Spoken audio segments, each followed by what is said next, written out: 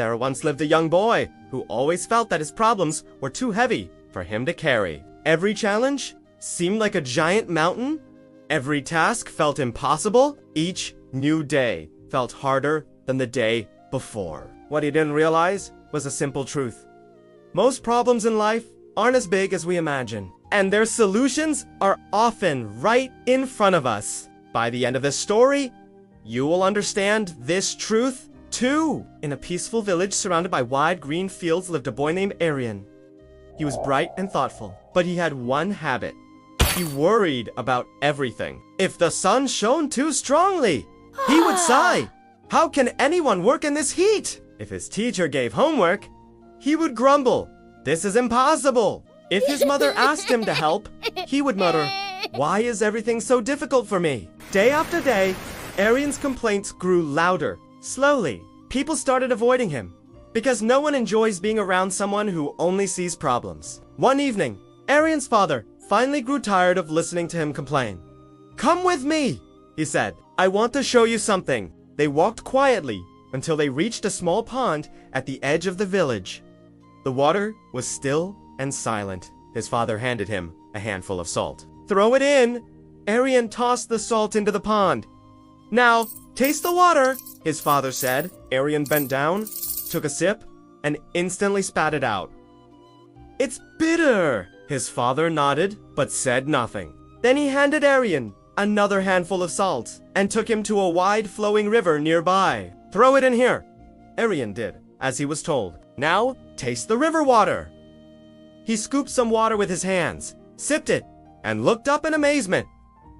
It's fresh. I can't taste the salt at all. His father smiled softly and said, my son, life's problems are like this, salt. The amount of salt never changes, but the bitterness you feel depends on the size of the vessel you are.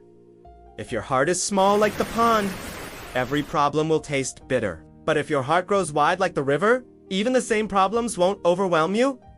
Those words sank deep into Arian's heart. For the first time, he understood something important.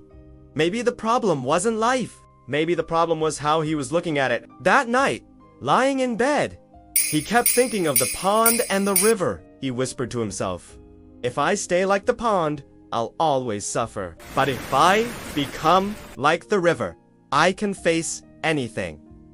From the next morning, Arian tried to change little by little. When his teacher gave extra homework, he didn't complain. He thought, this is my chance to improve. When his mother asked him to carry water, he smiled and said, this will make me stronger. Even when the sun burned hot, instead of grumbling, he whispered, this is just another test. I can handle it. At first, it wasn't easy. Old habits tried to pull him back, but every time he remembered his father's words, he pushed forward. Weeks turned into months, and something wonderful happened. Arian was no longer the boy who complained about everything.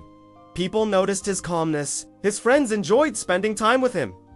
His teacher praised his effort. His parents felt truly proud. Most importantly, Arian felt lighter inside. Problems still, came exams, chores, hot days, but he didn't drown in them anymore. He floated through them like the river, carrying them with ease. One evening, as the golden sun set behind the hills, Arian sat beside the river. He watched the water flow, carrying leaves, twigs, even stones, without stopping, without complaining. He smiled and whispered, you don't fix life by removing the salt. You fix it by becoming the river. Life will always bring challenges. Some days will be hard.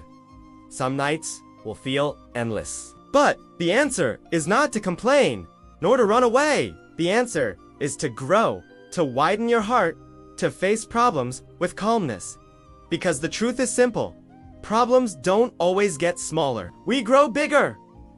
And when we grow, every problem feels small. So, the next time you feel stuck, ask yourself, am I being the pond or the river?